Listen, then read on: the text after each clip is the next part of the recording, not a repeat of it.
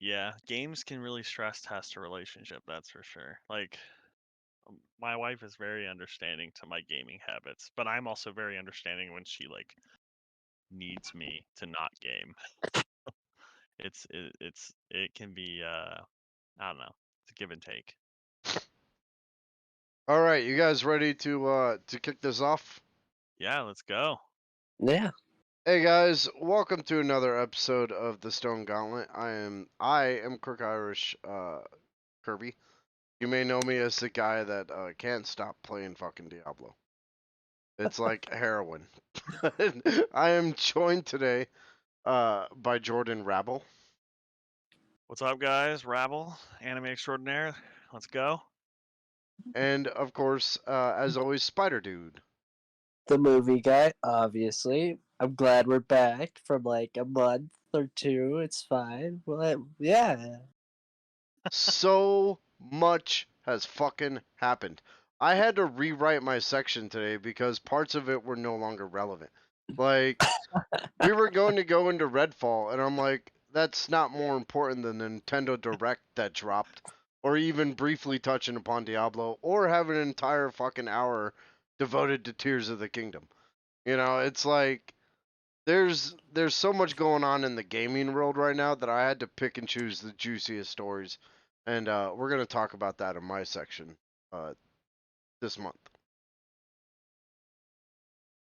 And we could jump right into that. Right off the get go, I'm Kirk Irish. I run the video game news section, and Overwatch ditched PvE hero mode. Did you hear about this, Jordan? Yes, and I haven't played Overwatch since. So, yeah, that's pretty crazy. So it was going to be talent trees, power progressions. They had this whole thing mapped out. Uh, it's kind of the fucking point of Overwatch 2 because when they ditched Overwatch 1 and they were like, it's okay, it's going free to play, but we're gonna have this fantastic story. We're gonna have all this shit, this campaign, and they just threw the whole thing away recently. And they were like, Blizzard says the development has not met the progress for a Blizzard quality experience. But I'm kind of wondering what a Blizzard quality experience is because when Overwatch 2 dropped, it was long queues, server crashes, and various other problems. So what exactly quantifies a Blizzard quality experience? Yeah. I wasn't necessarily like Overwatch to me is was a secondary Blizzard game I was playing, right? Like I started playing Diablo, and I saw that they dropped the new season for Overwatch, and I looked at it and I'm like, wow, that looks really cool, but it's not Diablo, and, and so I'm still hooked on Diablo. Overwatch has fallen on the back burner for now, and maybe one day I'll pick it back up. But honestly, with this, I don't particularly care that much. Yeah. You got anything to add to this, Rabble? Uh yeah, man, it's really when I saw that tweet come out, because I was already not really wanting to play Overwatch. Like my sister and her friends still really play it heavily, but I was like, there's so many other games coming out. Um, Tarkov is still in full swing. Like right now, I'm not gonna touch this. And then when they announced the PVE getting canceled, I was just like, I'm done. Like I'm not coming back. Like that was the whole reason Overwatch 2 released. Like that was the whole point. Like if they should have, if they were just going to continue on the PvP, they should have just, revamped Overwatch 1. But, yeah, it's disappointing. But hey, they at least did Diablo good, so Oh, they did Diablo good. And we're yeah. actually going to get into that. On this month, we're going to be briefly touching upon Diablo. I'm going to do a full coverage of it next month. Probably after the season drops, hopefully right around that time, so I can kind of give you my idea of where that's going and what I think about it. Um, Yeah. so we're going to move on to more exciting news. The Nintendo Direct. I picked three things out of this that stood out in the Direct, and The first one was the new 2D Mario, Super Mario Wonders. Um, I like the fact that Nintendo has not given up a 2D Mario. You know, it worked in 1980s and it's still working today, and they know it, and they just continuously reinvent it to make it that much more fun. You know? It's Yeah. definitely always fun. I recently, actually during school, me and my friend completed the entire like 2D Mario Super World on the Switch. This is all during school. That's like the only time we can play it. So Yeah, it's the 2D Mario games or any Zelda game, or I'm thinking Zelda because that's my favorite, but any Nintendo game is weirdly timeless. You can still pick up Super Metroid today, or Metroid Fusion. You can still pick up like Super Mario World and have a great time. You can still pick up like any of the old Zeldas from the original where you have to learn a whole bunch of shit to Link to the Past where it gets fairly easier to today. Like I still want Wind Waker on the Switch because that's easily one of the best Zeldas out there. Yes. Yes. Yeah. I love that Nintendo continues. They're awesome because they just improve on their own ideas. They improve on their own ideas and they get unique. I mean, and what I loved what you said, you're like, yeah, Metro, like you can play, maybe not the original Metroid. Like the original Metroid is like, I wouldn't say that like I could give that to a younger kid right now and they would play it, but I could definitely give them Super Metroid and they would play it for hours. Like the original Super Metroid is like still great. It still holds up to this day, and that's just because their games are fun. They're fun first. So I love 2D games. So It really is like an emphasis on fun first with Nintendo. You know, yeah, like you see these games like Forspoken or Redfall coming out and being like, "Don't worry, guys, they're gonna have the greatest graphics ever," and yet yep, they get their ass handed to them by fucking Tears of the Kingdom, which we're gonna go into. yeah, and that's just because people play video games because they're fun. The majority of people, anyways. And if they aren't fun, if they don't feel good, it doesn't matter how beautiful they look. So, Yeah, or lack thereof in Redfall's case. I don't know what the fuck. Arcane, yeah, Arcane. Look, I loved Arcane. I love Arcane Studios from Dishonored, um, all the way through to like the God. What was the one with the time loop? Deathloop. You know, like, and yeah, then they released Redfall. Like nobody's gonna notice, and you kind of realize that. Okay, I get it. You know, in the same sense that Overwatch got thrown on the back burner in favor of Diablo. Obviously, Redfall got thrown on the back burner in favor of Starfield. yeah, You know? yep, yeah. And it's sad because these game companies, they become businesses first instead of being game developers first. And so they think, well, we'll just release this, it'll be fine. And like, nobody. Did you even play Redfall, Kirby? No, no, I'm If not Kirby, touching if that. you didn't play Redfall, nobody's playing it. Like I know that you will like play a game even if people say it's bad just because you give them a chance to be good. Like and like dude, like I saw Redfall and I was like, nope. Like like there's no way. I'm not even gonna think about it. Because the concept sounds cool, but you know, if it's a buggy piece of shit, it's a buggy piece of shit. It's unfortunate.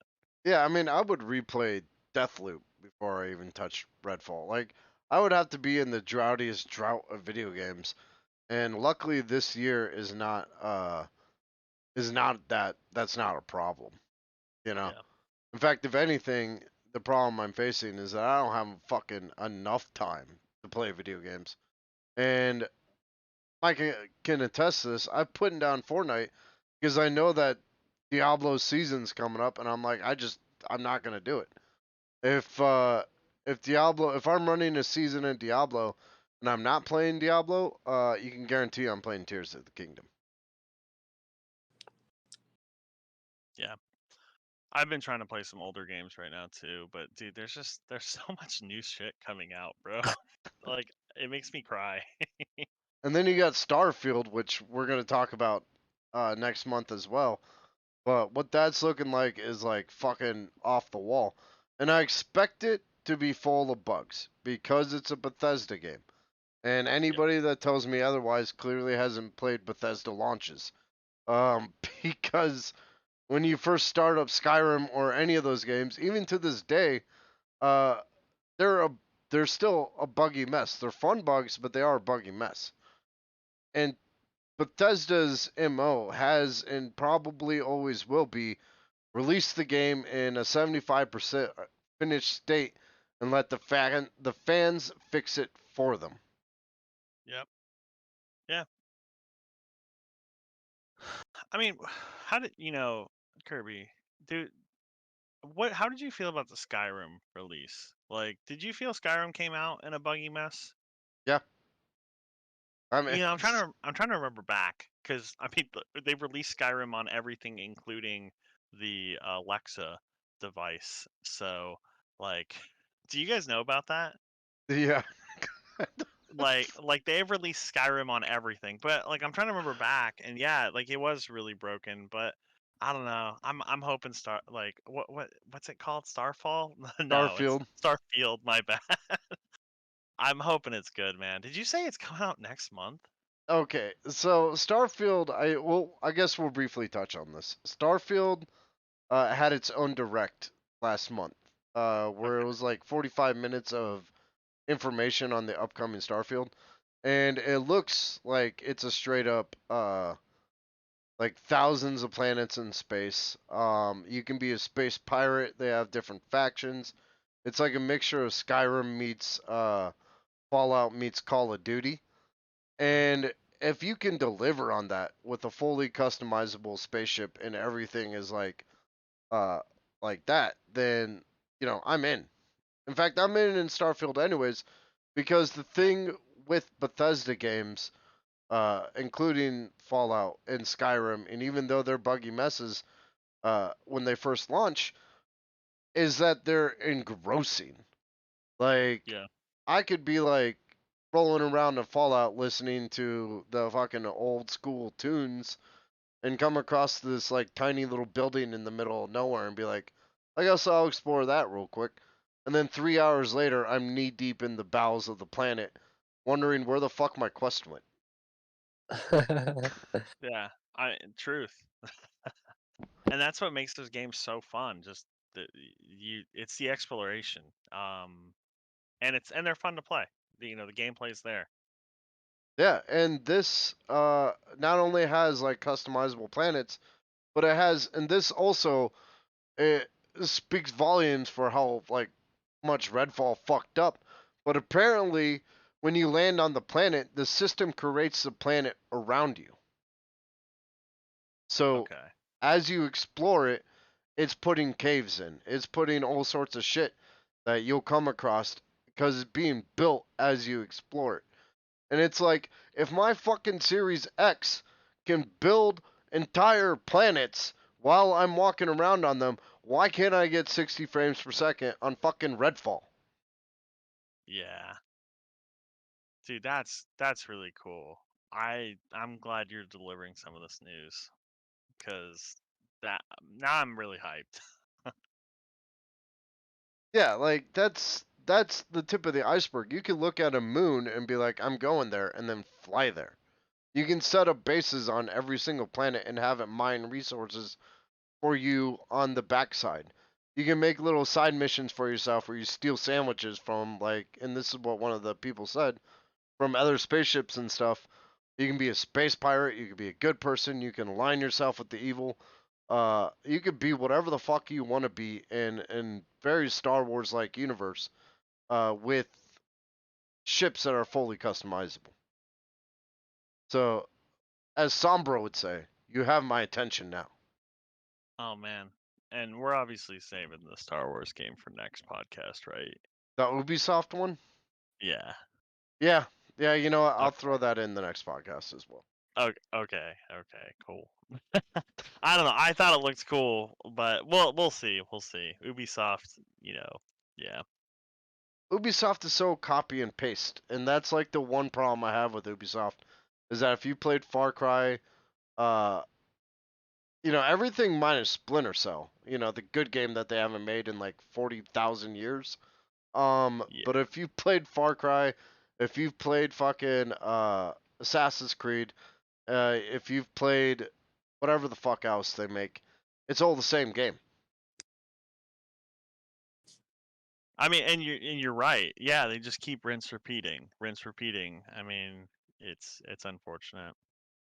And I found that out after playing like 250 hours of Odyssey, and then went, oh, I'm just doing the same shit over and over and over again. And then I looked at Far Cry, and I'm like, oh, it's just these icons on the map. I go explore them. Oh, Assassin's Creed. Oh, it's just these icons on the map. I go explore them.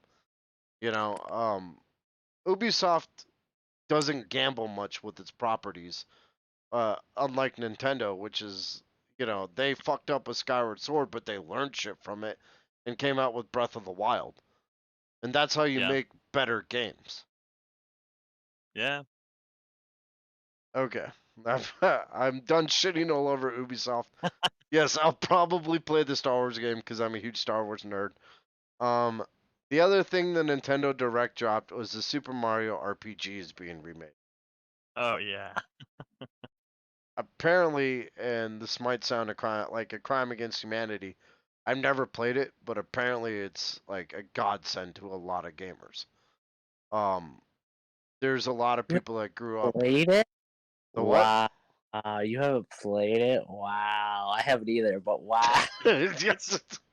It's really old. Like I've played it on an emulator once, and like it's fun, but you know what? Like I'm super hyped for it because I loved Paper Mario. Paper Mario 1 and 2 were one of my favorite games of all time, and then they messed it up by trying to get all weird and like they like went in the wrong direction for me, and but like I love Mario like an RPG Mario turn-based battle type thing. So I'm Oh yeah. excited.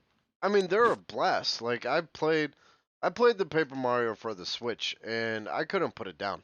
It's one of the Switch games like outside of Zelda that I picked up and didn't stop until I put it like till I beat it. You know? Really? Yeah. Okay. I Uh, liked the quirky sense of humor in Paper Mario. There were oh, legitimate times that made me laugh.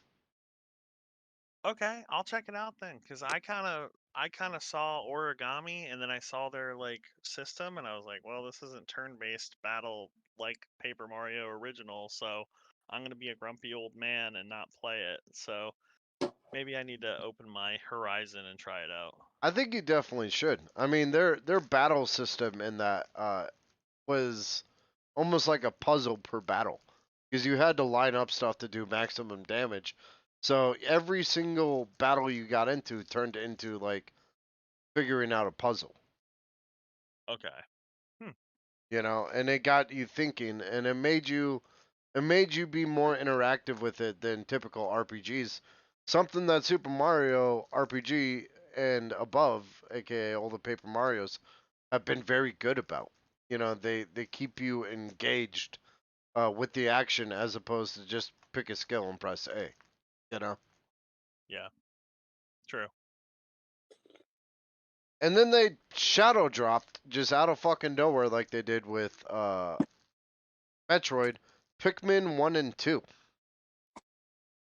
H Yeah. HD remasters. Are you picking them up? Oh, I already did. I'm just trying to find a time to play them because I remember playing Pikmin 1 way back in the day. I have Pikmin 3 and I do enjoy playing it. So like I like playing them. They're fun games. They're not terribly complicated. They're dumb fun. Yeah, man, but I can't lie. I think losing Pikmin was probably the first like my first childhood like learning of death. Like, I was broken, bro. Whenever I'd lose a Pikmin, I was broken. I was like, I don't want them to die. Like they're so cute, you know. And dude, that honestly was probably my first learning of like this thing dies because they would die and their little spirit would leave their bodies. Yeah, and you felt so bad. You feel like you failed as a commander. And Yeah, it's like, yeah, I picked them up, and they are on my radar to play. I've read the reviews of them, and they're just the regular Pikmin 1 and 2 HD remastered, and that's perfect for me, you know? yeah. Um, Can I mention one more thing about Pikmin? yeah, go ahead. And this is so to cope with the fact that they would die, I would say stuff like, "Oh, well, like you have to like lose some to win the game." But as an adult, I've learned that there are 0 death runs in Pikmin, so it's possible to not lose any. So I was just a terrible child. So, but no, carry on. Sorry, we can move past Pikmin. I think I got to the point where I just saw him as numbers. I was like, "You're dead. Go, go in and kill that thing. I'll pick more of you." Warfare Simulator, yeah. All right, so the next topic we're gonna briefly touch upon, fucking Gollum.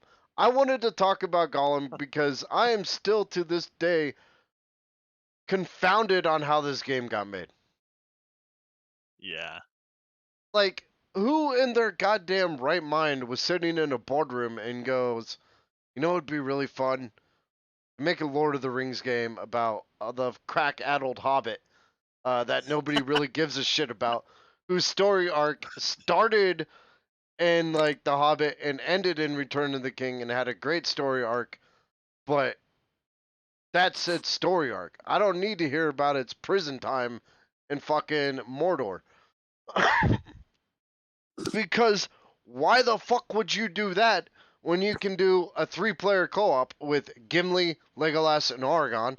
You can do a single player with where you're just fucking Gandalf rolling around Middle Earth, meeting the different tribes, completing various tasks, and being a badass all the way up through Return of the King. You can even do a 3-player fucking game where 2 of the people play Frodo and Samwise, and one person plays Gollum and tries to fuck up their journey. Yeah. It's sad, man. Like the images from the game are just depressing, and I've watched a couple streamers play it, and it's just like, why? Like, it's insane. And then they had the balls to release it between Zelda and Diablo. What fucking genius thought that was a good idea? You got 2 of the heaviest hitters on the planet releasing within a month of each other, and you're gonna put your shitty Lord of the Rings game in the middle of it? Nobody's gonna buy it. Nobody. It's gonna get. I mean, Alex made a good point where he's like, maybe it's just a way to sweep it under the rug and to be forgotten. And yeah, to an extent, but who the fuck is gonna buy Gollum? Yeah, it's probably on like Xbox Game Pass and a bunch of those free ones because it's not going to sell on its own. They're probably selling the rights to Xbox to like for like $1 or something. Like just get our game out there. Maybe someone will accidentally buy it for the full price or something. So, Oh my god! And like what really pisses me off is back in the Xbox era, they made a really good Lord of the Rings game called The Lord of the yes. Rings, where you ran through the first I think 1 or 2 movies, and that was the first game, and then the second game was Return of the King. But in those games, you could play the heroes you wanted to play: Argon, Gimli, Legolas, and with your friends. And they were all fucking badass, hitting on the notes of the films that we wanted to play. Helm's Deep, the fucking chase through, God, I, the chase through the Mines of Moria, like all the cool shit that was from the films was in that game. And nowhere in that game was Gollum's prison time. The way you say Gollum's prison time just makes me laugh because I just imagine him in like a little orange jumpsuit and just like in a modern day prison, and it's just Like, uh, here's the perfect picture for Gollum, all right? Imagine prison. Imagine how much that would suck, and then turn it into a video game, and that's Gollum. that sounds kind of like a good game. I don't know what you're talking about, bro. It's funny because there is actually, I think there is a prison simulator in a VR. So anybody wants to go buy that, it's available. And that's probably better than Gollum. Yeah, It's probably is. getting sent to a fucking prison is better than playing Gollum. So just don't buy the game, guys. Is all I'm saying. Um, let's move on. We're gonna briefly talk about this because I just want to talk about how Blizzard actually knocked it out of the park. I didn't think they were gonna do this. I looked at fucking WoW and I went, "Wow, that's going downhill." I looked at Overwatch and I'm like, "Whoa, they fucked that up." And then I turned to God and I'm like, "Please, for all that is holy, don't fuck up Diablo." Because that's the only Blizzard that's the IP. IP that I give a shit about. And I've been playing Diablo since Diablo 1. I played Diablo 2, got my ass kicked by Diablo, had a 20-year grudge against him, and went back in the remastered and beat his ass with the same fucking build that I had back in the day. You know, I have history with this game. 3, I played longer than the lifespan of people alive on this planet. And when I looked at 4, I was like, I want to dive in and I just want to lose myself. And that 4 is really good at that. For 4, Diablo 4 is heroin. Like, I can say that definitively. It is the type of game that you play, put down, continue to think about playing, think about better ways to do it, jump back in and get your hit. You know? Yeah, yeah, dude. I'm with you, bro. Like, they took everything bad about the originals and they were like, yeah, we're just like gonna improve on this. Like, there's no, Diablo 3 didn't have teleport scrolls, but this is like an example, right? Like the teleport scroll system was kind of annoying in Diablo 2. So in Diablo 3 they got rid of it. So like Diablo 3, it was kind of annoying to get gear and like have to like just farm for gear. So what do? They bring that aspect system, right? Like, it's just they've done such a really good job and it's addicting. And one thing I really love, man, is like there are cities they don't even use in the campaign. So once you finish the game, there's still so much for you to explore. And then one of the beautiful things that they did is region what not respect, what's that Renown. called? The renown system is great, man, because I as a player I got rewarded. I didn't get like massive rewards, but like, hey, you get an extra potion because your renown here is this high. Hey, you get an extra skill point. Like the renown system is such a great system because it rewards you for exploring. Whereas games nowadays, everyone just tries to like meta the fun out, right? And so like even when I was just exploring around, I didn't feel like I was wasting my time by not doing the meta thing. So it's really great. I'm looking forward to talking about it more with you next podcast, like more in depth. Oh yeah. And honestly, like the way I feel about it is exactly that. Like it rewards you for exploring, and a lot of games don't do that. They'll be like, create this beautiful world. Xenoblade Chronicles drops to mind. You create this beautiful world, but all they do is usher you from point A to point B. Forspoken perfected that formula, where they had all this like fantastic scenery about you, but there's not shit else to do in it. You know, other than go from one story mission to the next story mission. Yeah. Uh, Diablo 4 is like, listen, you could do the story, or you can go find Altars of Lilith. And if you do complete the story, guess what? It's just a giant prologue. The real game begins now. You know, like the Hell Tides, the real bosses, the Legion events, the Nightmare dungeons, the constant yearning for better gear. That loop that at its core is just kill monsters, get gear, so you can kill monsters faster. Uh, Diablo has perfected that, and with 4, they have made the perfect Diablo. Well, hold on. 98% the perfect Diablo. The perfect Diablo would be uh, its own gem inventory system and pets. Yeah, the so you say gem, right? You said gem inventory system. Yeah, like when you pick up So a gem instead of taking up an inventory space, it goes into like its own little inventory. they're supposedly going to be improving upon the gem system. So I hope they do that before our next podcast too. I don't know exactly what they're going to do, but gems feel pretty useless right now. Yeah, I I mean I still use them. They break my bank if I upgrade them, so I just don't. I mostly sell now because I have like 50 of each certain Yeah, type of gem, and I'm just like, oh, I'm not gonna upgrade those. I might as well just sell this shit. Um, and okay, we'll get into it more yeah. in the next Sorry. podcast.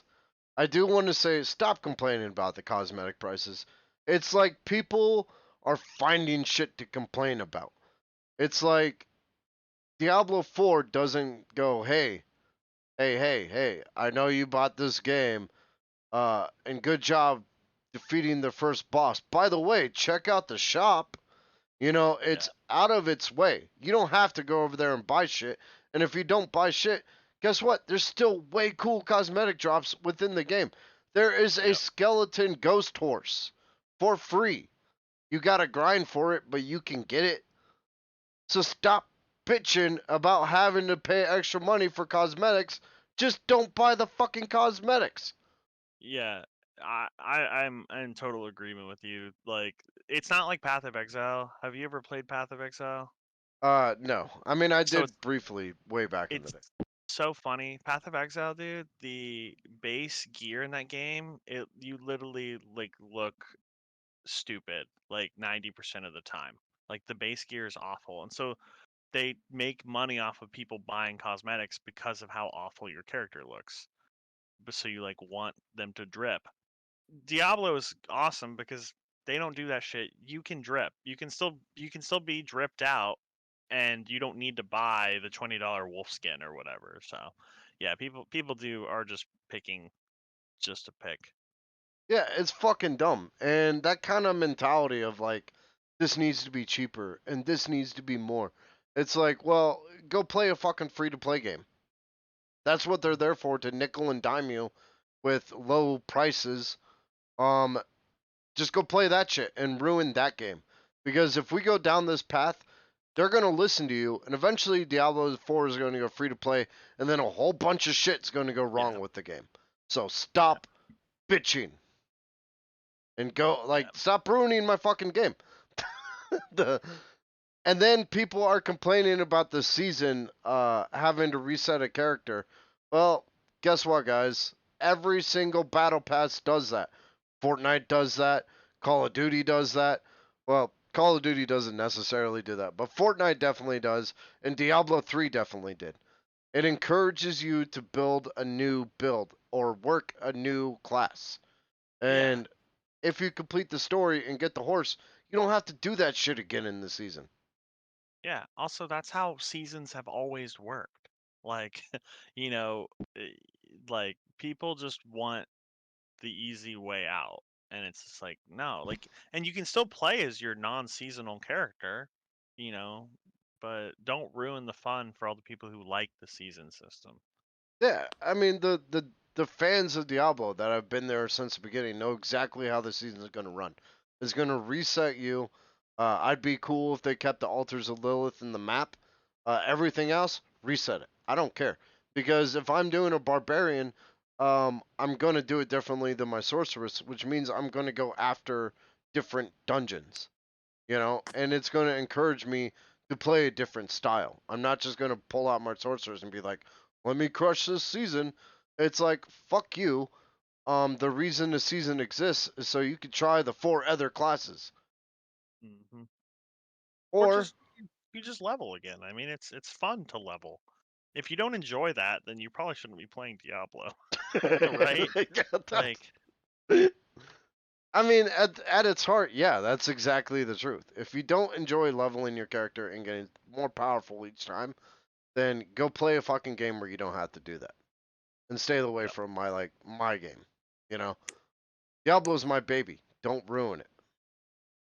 yep. Okay. So now we're coming to the heavy hitter of my section. Guys, if Diablo is heroin, Tears of the Kingdom is Breath of the Wild on 6 lines of cocaine. It was literally just like, let's do this shit. Like, Tears of the Kingdom is mind blowing. It has befuddled developers because it looked at games like The Witcher and went, hold my beer.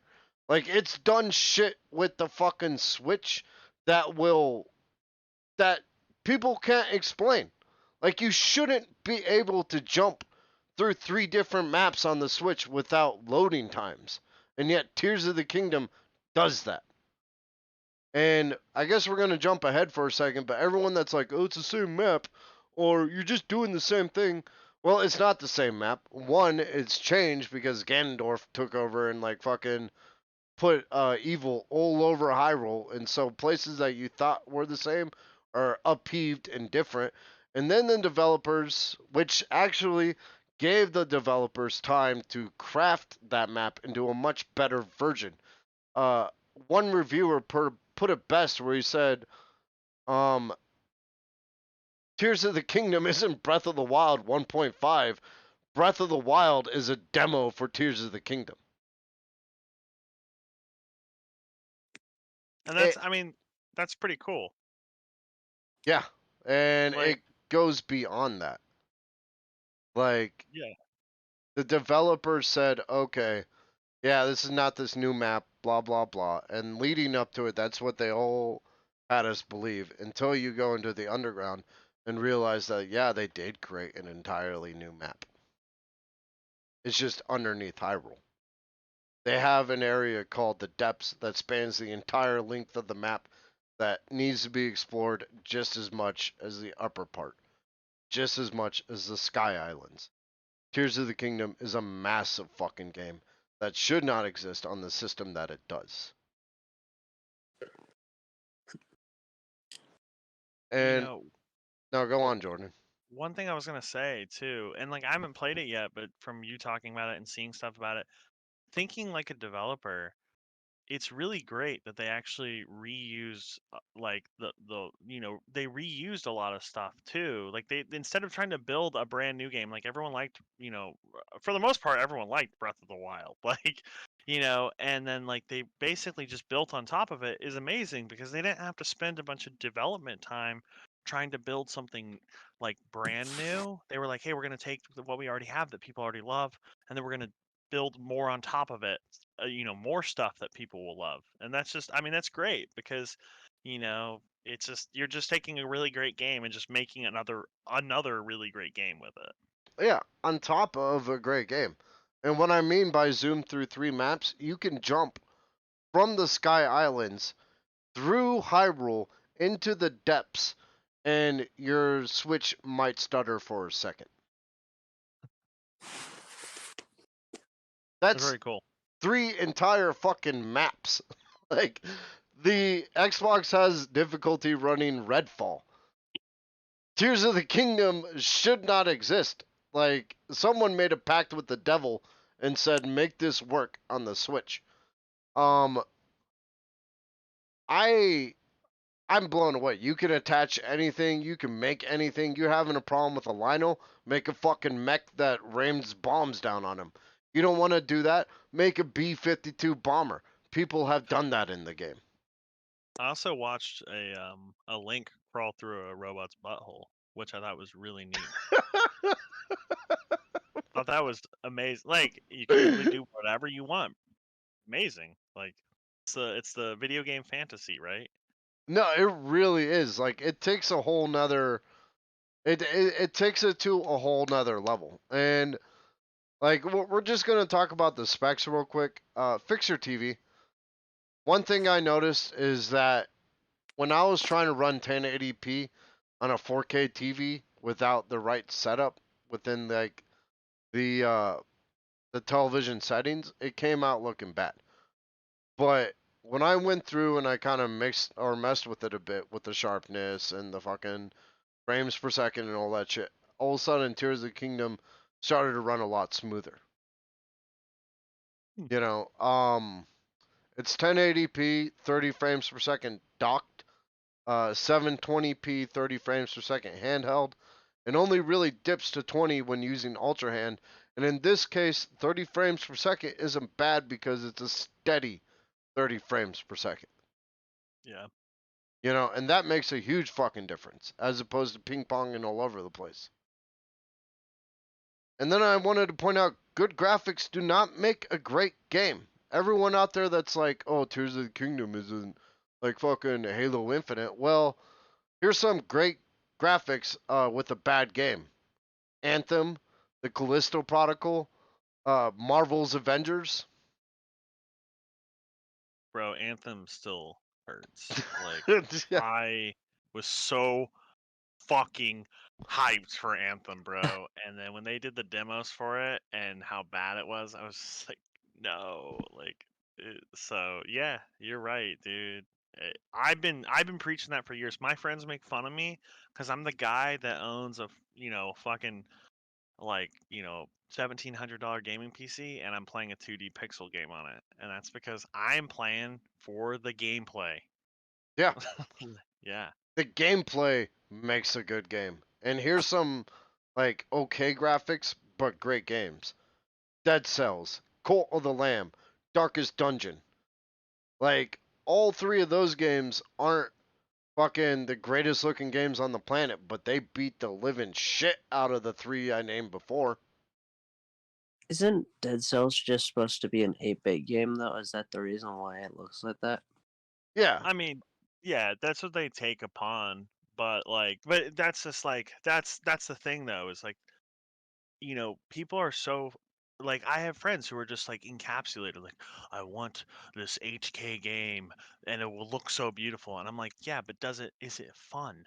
Like, does it have a good loop? Does it make you feel like you actually improved, right? Like do you feel like you got better at something? Like, because if you played for 8 hours just so that you can say that, like, oh well, it was really beautiful, it's like, I mean, it better be the most beautiful thing I've ever seen. I'm trying to think of a singular game where I was just like, I only played this game because it was beautiful, and I can't think of any off the top of my head. Yeah, I mean Call of Duty's another great example. It's the same fucking game every single year. I realized this a long time ago. And then when I picked up Modern Warfare 2, I was like, oh, this is exactly the same as Black Ops, just with minor tweaks. The only difference is like each year, Activision releases a broken game, and then by the time they get around to fixing it, they're releasing another broken game. Yep. And so good graphics do not make a great game. Plain and simple. Now, that being said, if you look at Tears of the Kingdom from another angle, it's a very beautiful watercolor painting. Yeah. I wouldn't say Tears of the Kingdom looks great. I mean, you've got all these games trying to make clones, like, of them. Genshin Impact basically tried to take the Breath of the Wild palette, and I mean, massive successful game. I don't know. But yeah, it's not your hyper realistic, you know, 8K whatever, right? And so there will always be someone who's upset about it. Yeah. Mm-hmm. That's how the world works. And now here's something that befuddles everybody. It released without any bugs. It was it was literally like all the other studios looked at it and went, "Oh, I guess you can release a finished game and still make a lot of money off of it." because that's what Tears of the Kingdom was. I was reading an article about it, and here's the thing, guys. Tears of the Kingdom was done last year. Like the core game was there. The gameplay was done. But they spent an entire year polishing it to make sure it worked. That's how you release a finished fucking game. Pay attention, developers, because that's how you really do it. That's it. That's crazy, man. I actually didn't know that. That they had it done so early and they spent such a long dev cycle to polish it. And that, I mean, that's how you release a good product. The story, Ganondorf returns for the first time since 2006 and starts fucking up Hyrule, and it's up to you to stop him. I mean, it's classic Legend of Zelda, but the beauty of games like Tears of the Kingdom and Breath of the Wild, and I found this out while playing the game, is that it's not so much the story or the end result, it's the create your own adventure aspect. Like going from, I have to get here, but getting distracted 30 bajillion times along the way. Like, there's a Kurok seed. Oh, there's an enemy encampment. Oh, there's a town to visit. Oh, there's things over here I can use to improve my gear. Here's a great fairy. You know, Breath of the Wild and Tears of the Kingdom excel at making you feel like you're in control of your own adventure without, at the same time, without knowing exactly where it's going.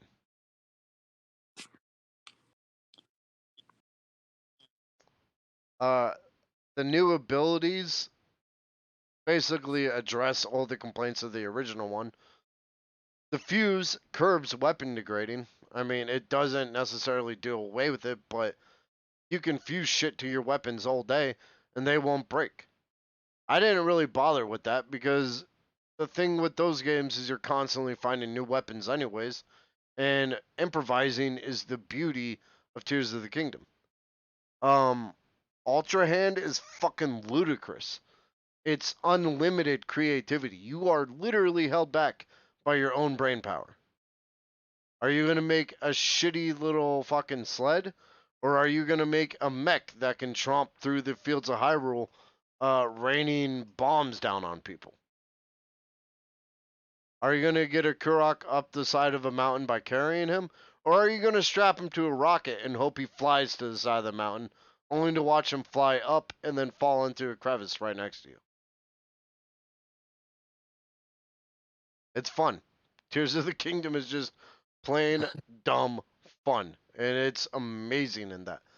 Ascend literally addressed the rain complaints because you can walk into a cave and just ascend to the top of it. So instead of having to climb rain-soaked precipices every 5 seconds and wanting to throw your controller against the wall because you keep slipping down them, you can ascend right to the top of them and be at the top of the mountain in no time. Recall at its most basic form will shoot you up into the sky to experience the sky islands, or you can recall a barrel that gets thrown at you and send it right back at the enemy in the middle of a fight, causing everybody to explode around them. It's really, how creative do you want to get? It's like Breath of the Wild was a sandbox game saying, here's the situation, figure out your way out of it.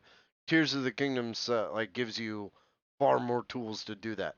And in that sense, it makes a better game. I do not say this lightly because I love Breath of the Wild, and very few games are better than Breath of the Wild, but Tears of the Kingdom is. Yeah, man, I gotta pick it up. You know, it's kind of it's a crime that I haven't at this point. The map is huge, as we already talked about, and the only real way to accomplish this caliber of a game is to have a map that's already made. You know, like instead of having to make one, they were able to build upon it. The sky is a ton of floating islands to explore. Kind of reminds me of Wind Waker's islands. Um, Hyrule is the same but different. And then the depths are an entirely new area. Each light route equals a shrine up above. So if you find a light route in the depths, you can mark it on the map up above and find a shrine there. and vice versa. So if you guys aren't playing Tears of the Kingdom, go buy Tears of the Kingdom. Do you And think they'll ever sadly, go on sale? Wait, Micah, what'd you say? Yeah, Michael, what did you say? sadly, I won't be doing it yet because I rather complete Breath of the Wild before I do that. And I know that's more of a crime itself that I haven't completed Breath of the Wild, but I'd rather do that before I get That Tears of the I that believe is a in you. crime. I believe in you. You got this. And what was your question, Jordan? I was making a joke because I know Nintendo never puts anything on sale. So I was just saying, are they gonna? Is it ever gonna go on sale? Well, that's the beautiful thing about these games too. Is as an as a person with, I was gonna say as an adult with little time, but let's be real. Like everybody's got everything going on, you know. So like even teenagers these days have a ton of stuff going on. So be like really like limited of me to say that, but like as a person with really limited time, you know, I will not buy a game sometimes because I'm like, man, like if I buy it now and I don't play it, like I could just buy it later when it's on sale and I just won't buy it, right? And I love that Nintendo, they kind of like they don't put their stuff on sale. They're like, we built this good ass product. It costs this much. So if you want it, buy it. And then I don't have to feel bad about buying it because I won't have to feel like, oh, like, well, I could have waited. So yeah, I'm gonna pick it up. You know, Honestly, you sold me. there's in this year, there's 2 games that are worth the $70 price tag. Because I've always looked at it like this: if I can get 70 hours of gameplay out of it, enjoyable hours, the Yeah. game's paid for itself. And I can put easily 200 hours in Tears of the Kingdom, and I can put like fucking 500 into Diablo Plus. Yeah. So those two I agree. games are worth the $70, and I will fight people that say otherwise. You don't want to fight Kirby. I You don't. Yeah, I really know. do want to make a proclamation right now. This is my prophecy. Mid-year, these are going to be the Game of the Year contenders at the end. It's going to be Spider-Man 2.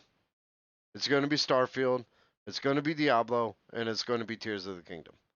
Tears of the Kingdom is going to win, because it's Zelda and it's badass, and it's going to beat out Starfield because Starfield is going to have more bugs than Tears of the Kingdom does. Yeah. That sounds about right.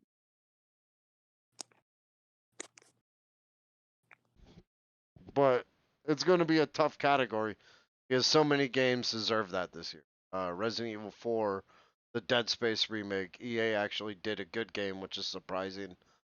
Um, Spider-Man, fucking Starfield, Tears of the Kingdom, Diablo, all those games deserve to be Game of the Year category. And it's going to be an interesting fight to see how that turns out. But my money's on Tears of the Kingdom. Yo, Kirby, could you do me a favor? Yeah. Can you keep your feelers out for me for Last of Us Factions? Yeah, I can. Okay. Okay. Because, like, I'm getting antsy, bro. like, I want to. I saw a Sony Direct leak, and it was like Last of Us Factions, and of course it was fake, and so I was really bummed. Yeah, it's a But Did you I was see like their super most bummed. Did you Oh, see go their ahead. most recent direct leak or their most recent direct? I watched their most. Well, I think I watched their most recent direct, which included Helldivers, which I'm super hyped about. I'm not sure if you guys know what Helldivers is. No. Okay, I will. I'll prepare something for our next podcast if we got the time for it. But what did you see on there? I thought it was fucking garbage. I thought the only game worthwhile on that entire leak was Spider-Man 2 footage. Yeah. And uh I was like, how can you even you're showing off Metal Gear Solid 3 like you own that? You don't. It's coming to all the systems. In fact, the only noteworthy thing you have in here is Spider-Man. And Oh. the fucking it's just dumb. They're all trying to be they're trying to do what Nintendo does successfully, but they don't have the whimsical nature that requires it to make it as successful as Nintendo does. Yeah, it's funny when you said the only thing with Spider-Man, I was gonna say, and Metal Gear, but then you're fucking right. That shit's coming out everywhere. So why are they showing it in a direct as if they're like, yeah, that's pretty funny. You didn't like Skate Desert? Um, everyone was memeing on it. Like I did kind of like a live watch party with like a bunch of like coworkers in a group chat, and people were like, "Is this the new Skate game? We're finally getting it." Yeah. So Yeah, everyone was like, is this the SpongeBob first person shooter we've been waiting for?" yeah. Like, I'm like, they were just mocking it relentlessly. Oh, and real quick, shout out to OGT Nasty. That is OGTNASTY. He's a mod on our channel, and he just said hello to everybody.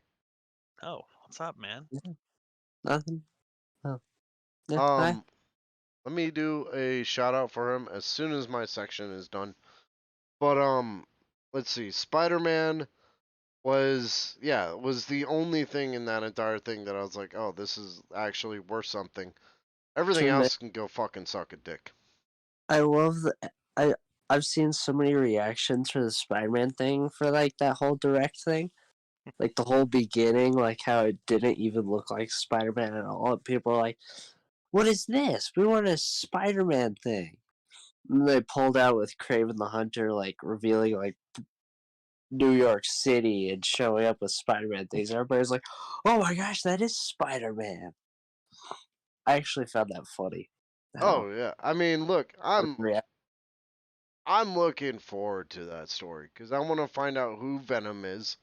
I want to fight Craven.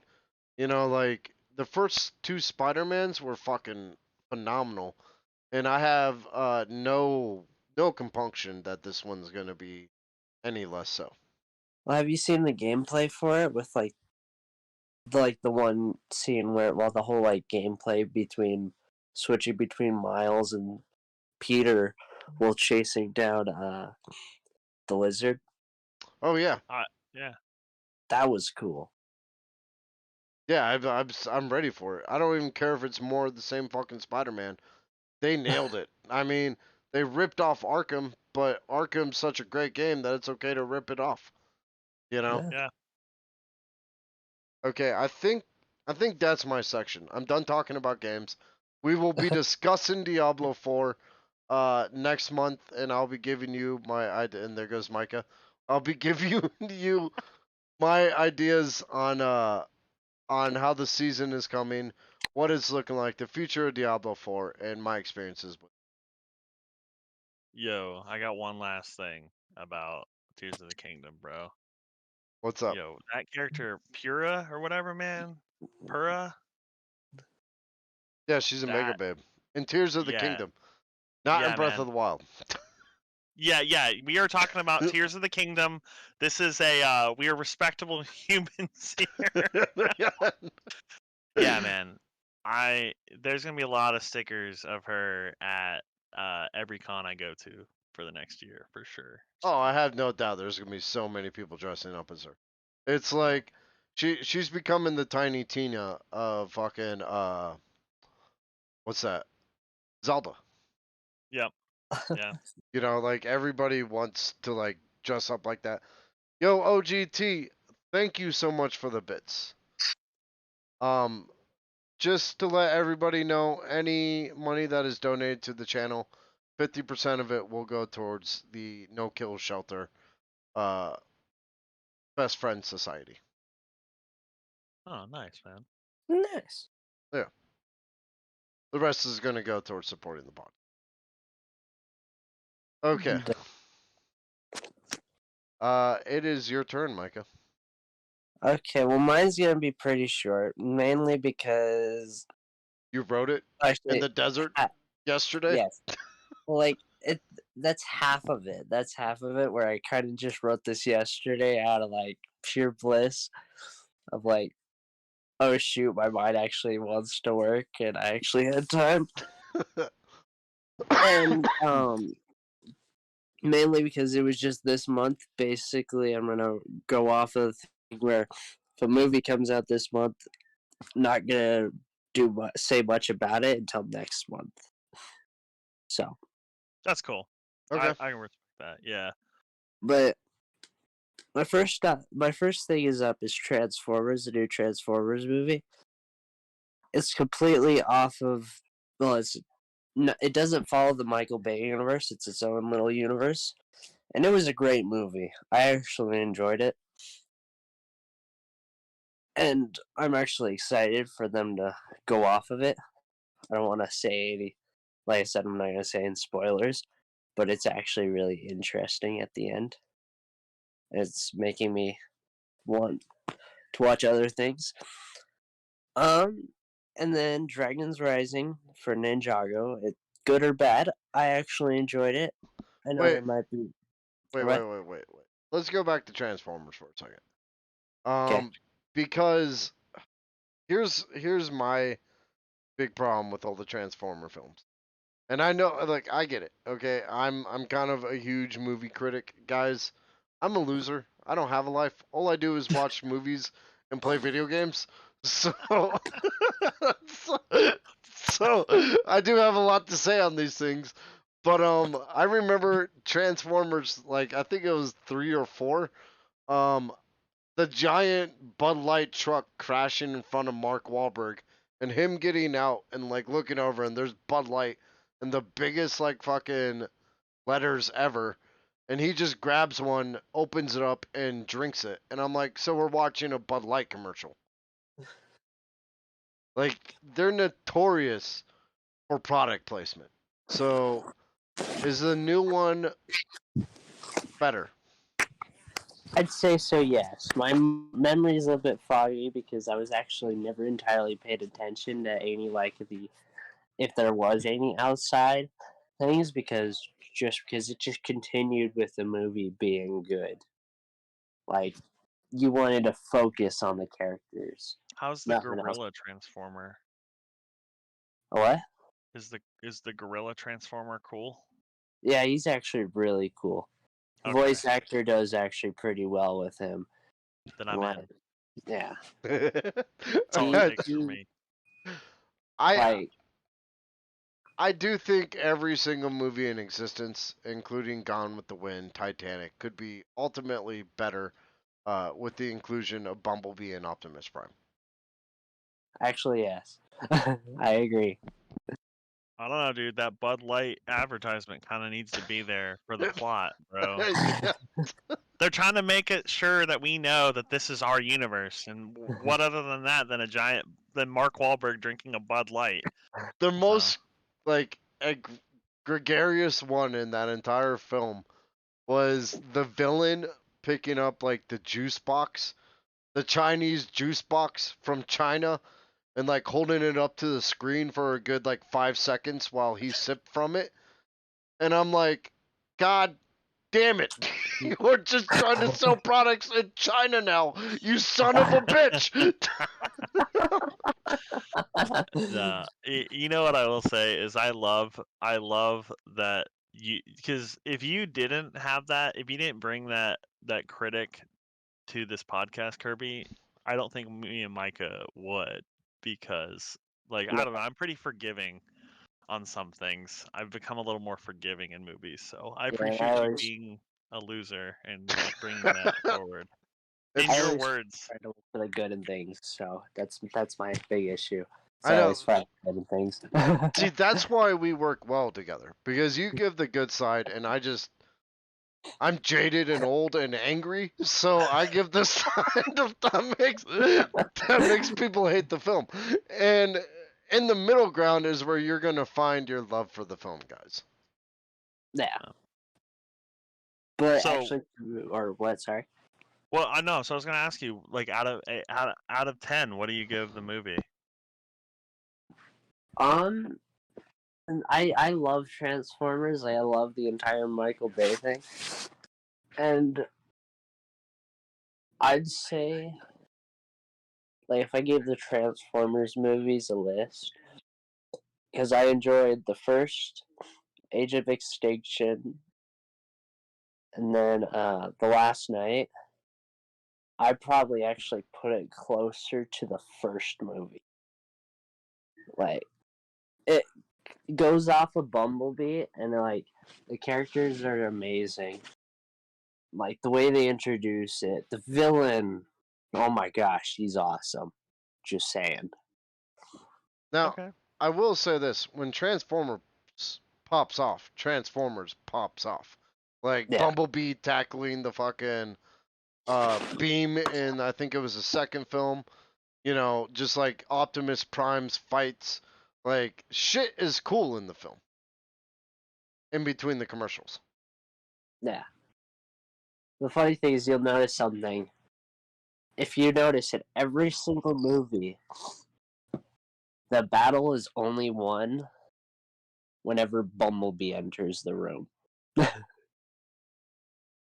Yeah. just watch every single Transformers movie. It doesn't matter how powerful Optimus Prime is. He could be losing. Bumblebee enters, the whole battle's won.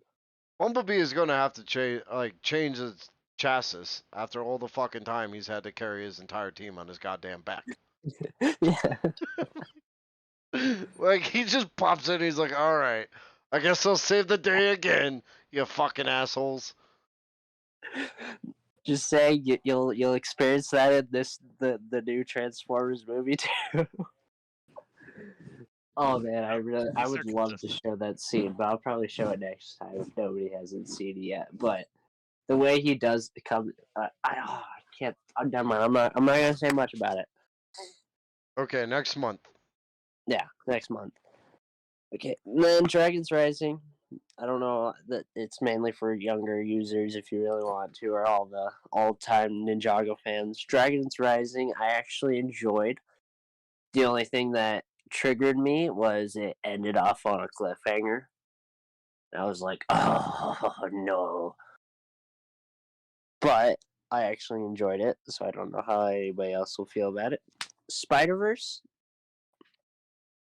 oh my gosh. Yeah. Again, no spoilers, but I enjoyed it more than the actual first one. Yes. All right, all right. This is me coming in. Uh-oh. Uh-oh. I'm Here we ready. go. Oh, man. Yeah, Guys, come fucking on, old man. better You can brace do for it. this shit.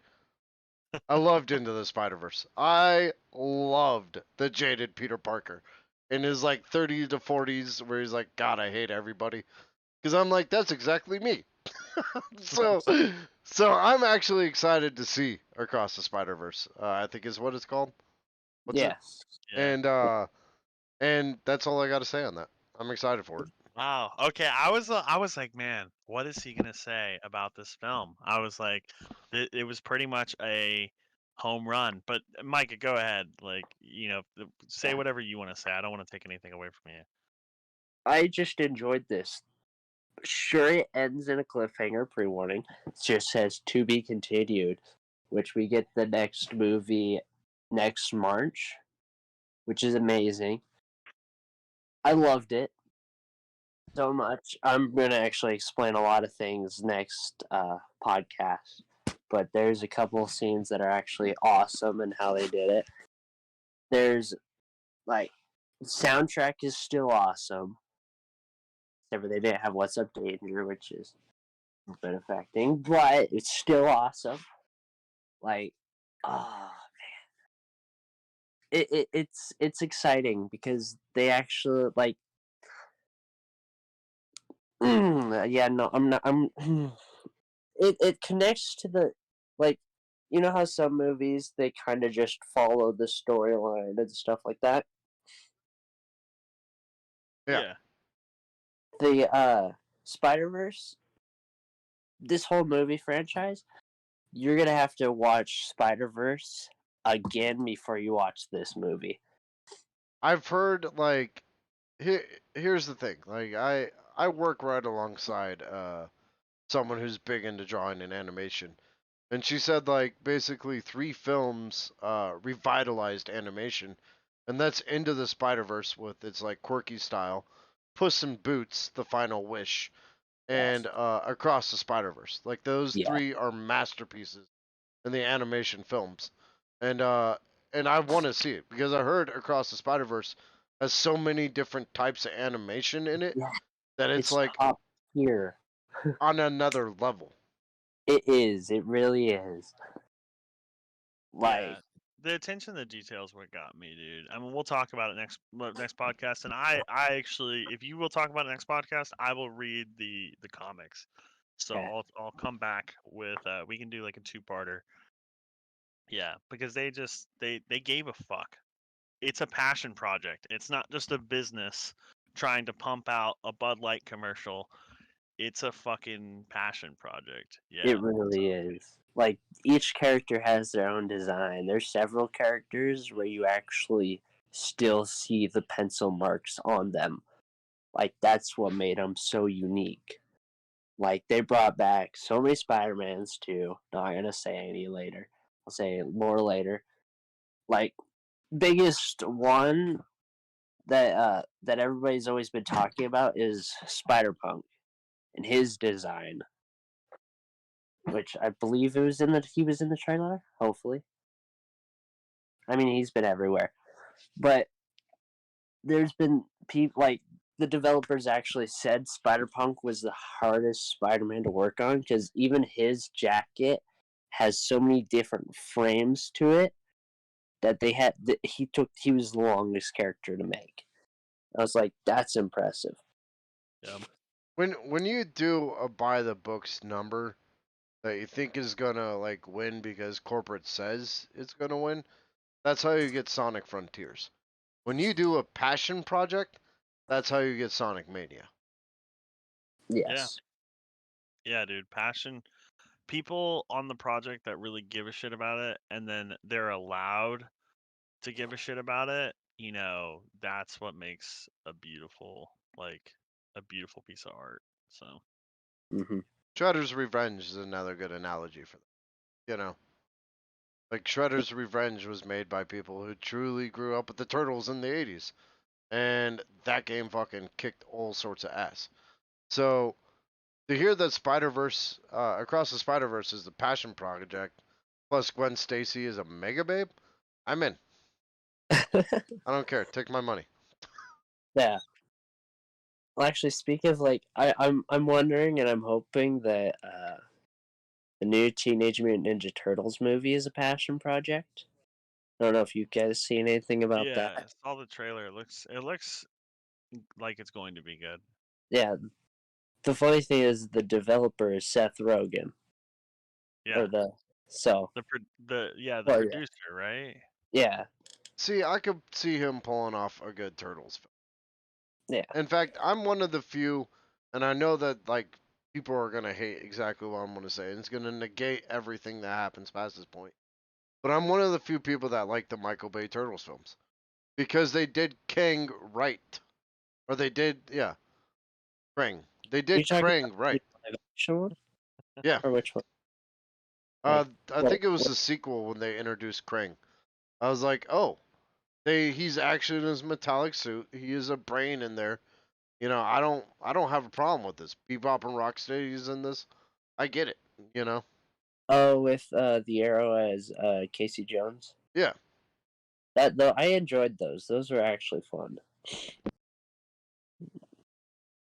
So I do agree. But they got a lot of hate because people just love to hate shit. Yeah, They do. kick the bucket. That was my favorite scene. Two scenes at least in the first film, at least. But okay, I'm gonna move on. I don't know if I talked about this in the last podcast. I probably didn't. I probably said no spoilers for it too. But Guardians of the Galaxy. I enjoyed that movie. Every little bit of it for me was actually awesome. Like, you got to see more of Rocket's story, and I love that. Like, it was just an amazing movie.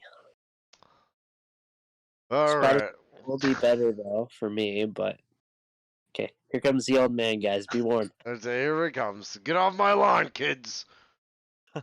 I love Guardians of the Galaxy 3. I think Guardians of the Galaxy 3 broke the Marvel mold because here's every Yeah. fucking Marvel movie and Star Wars movie in existence, guys. Pay attention because it's going to ruin your watching of it. like from the sequels and on.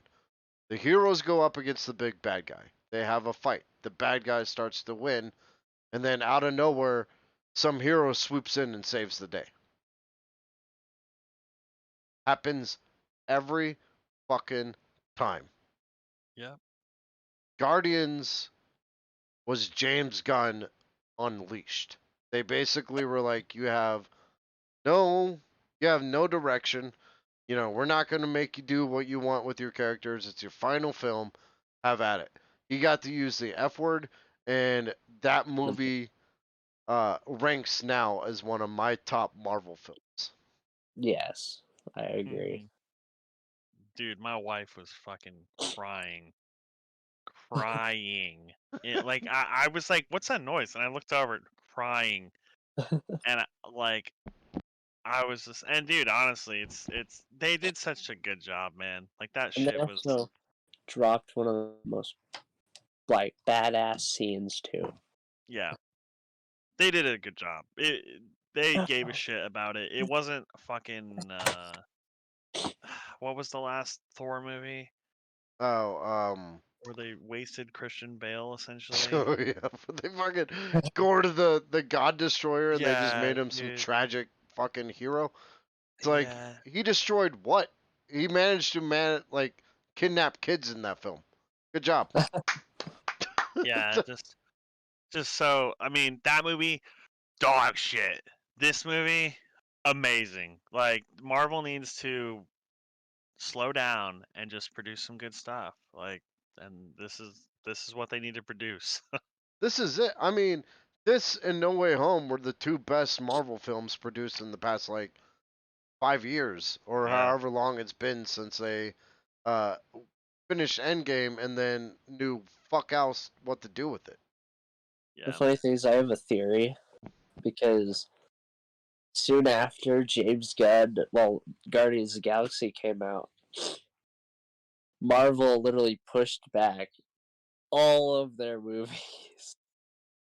Like all of the upcoming movies are all pushed back longer. So I was like, yeah. my theory is that they looked at Guardians of the Galaxy and they're like, shoot, I have a we much gotta darker do better.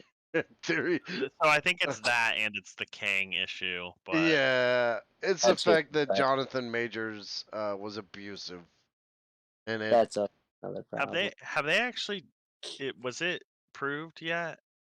No, but he's definitely in court, and Disney doesn't want that kind of Yeah, I mean uh that's the reality. Is like I hope he didn't, and this is Yeah, like, but at the same time, like I understand Disney wanting to distance themselves, but it's unfortunate It's unfortunate because because Jonathan Majors made a hell of a king. yeah. yeah, It's literally just like Johnny Depp. It literally got called out, and then Disney was like, "Nope, you're out." Yeah, I mean to an extent, but there's a lot more damning evidence against Jonathan Majors. Jonathan Majors, Oh, yeah, okay. Yeah, I, there's literal I text messages and him trying to hush it up afterward. oh, okay, okay. Um, oof, I can say yay or nay, but it does not everything that he's tried to do to stabilize it actually just hurts his case. oh man, Yeah. that's too bad. Okay, Yeah. yeah, thanks for delivering some of that information, because I was wondering if it was still in that pre-stage, but if it's looking grim, that really sucks for Disney. Yeah, it kind of does. And I did like Major's portrayal of Kang. I don't know what they're going to do now. I mean, it is Kang, and so It's a multiverse too, so it's infinite possibilities. Plus they have Deadpool 3 coming right around the corner. They could use that movie to throw a monkey wrench into everything yep. if they play their cards right. Yeah. Yeah, I wonder if they'll just pull some shit that like he changed how he looked for some reason. I bet you that's what they're gonna do. So Yeah. But just like, oh, I got beat by a bunch of ants. Maybe I should change my continents. Bro, but they're big ants, bro. Oh, so my bad. They're so large. They were also very high intelligent ants. Yeah, dude. The- Smart big That's ants. one thing they actually explained was like these ants shrunk down, became super smart. We're like, yeah, no, game over. And then I'm Listen, glad Kang actually was like crawled out of that. Like, you're dead to me. Damn, man. Squirrel Girl defeating Doctor Doom, I can accept because Squirrel Girl is in a league of her own. Ant-Man defeating Kang by himself. Well, Uh, technically, he didn't defeat Kang. Technically, Wasp tried to come help, but the only thing they could do is push him into that exploding reactor thing. Kang was about to kill Ant-Man. Ant-Man didn't really do nothing. He was just trying to punch him out, see if he could hold him back. yeah, but I mean, if you can even stall Kang, like Thanos was unstoppable. Like when he came onto the scene and Wanda Maximoff beat him for the merest second, he was just like, "Oh, child," and then clicked his fingers and grabbed like the fucking ripped the stone out of Vision. You know, like Thanos was an imposing presence. Kang got beat by ants. Yeah, but they were big and smart, bro. Yeah. All right, all You right. can't Yeah. beat little No, nerds. no. I'm with you though. I mean, it all comes down to it, man. It's like it's the age old thing. You know, who would beat who and if they were to fight, right? And it's like, well, the reality is it was already decided by the whoever the artist was before the fight even started. It all just depends on who they've got bias towards, right? Because it's funny how that goes down. But yeah, I mean, I didn't think the Ant-Man movie was very good, but I think we already talked about this, so we won't double down Yeah. on it. And I will say Scarlet Witch could have taken on Thanos if she wasn't distracted by Vision. Yeah, if she Yeah. wasn't being a big sad. Yeah. Sorry, I completely stole your thunder. Micah, it's your turn. Oh, you are perfectly fine. But yeah, the Guardians of the Galaxy movie, enjoyable, very much. My next topic is Scorpion. I kind of just threw this in here because I started watching it. It's actually a really good show, in my opinion. Although a lot of people would probably not like it because it kind of does repeat the episode. It's just repeating episodes, kind of like how The Flash does it, where it's just like the same thing over and over. What is Scorpion? Yeah, I was about to say, what is this? Scorpion is basically a show that they based off of a real life person named Walter O'Brien with an IQ of 197. They Oh, basically, the first episode was actually like a true story, but then they kind of just based it off of, they tried to make a new like life for them. And he's basically with four geniuses. One's a mechanic legend, like she can do anything. One can easily read like emotions and all that. So like one little twitch that you can barely like nobody can really see, he can see it. Then you got a human calculator. And then it's basically the government finding because Walter O'Brien, how his story is, he actually hacked into NASA to get blueprints to hang up on his wall when he was a kid. And the government actually was like, "Hey, that's a no-no. We're taking you away for right now." And then later, that's through the first episode. But then later, the government comes back and asks him for help. It's like, "Hey, we're setting up a team called Scorpion, and we need you and your team's help." Yeah, I was gonna say. I mean, the government typically hires people that hack into them. Yeah. Like that's kind of their shtick. If you could Well, beat NASA or like Fort Knox or something, they'll send an FBI after you and tell you to stop, and then hand you a paycheck.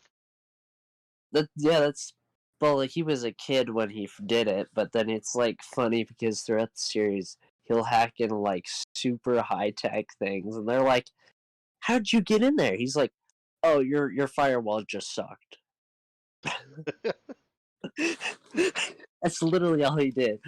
But like, since they are like nerds and they basically made it so they have like they have hard time communicating. So they actually brought a girl named Paige, who's actually a waitress at a diner, who has the son that's just as smart as all these guys. And she's like, okay, I'll just be your human translator. And helps them throughout the series. But it's interesting. Hmm. I Yeah, actually enjoy it. yeah. It came out what 2014 to 2017. So that's interesting. How'd you pick it up? I just was like looking through like reels and stuff, TikToks, and it just appeared on my Huh. FYP page. I was like, this looks like a great show. I'm just gonna look at it. So I started watching. I was like, man, this is a really great show. Oh, okay. Let's see. I looked it up.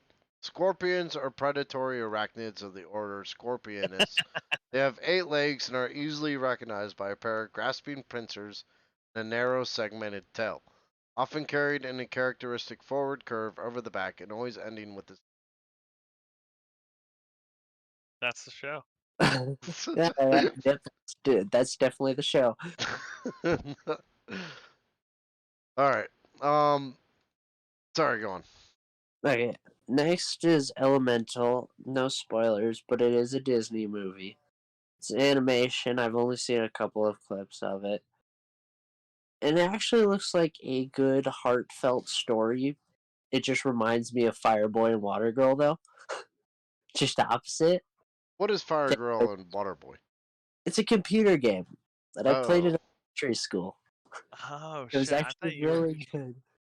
I thought you were talking about Shark Boy and Lava Girl, and you just Oh no, mixed it up. And I was like, I mean, he was close.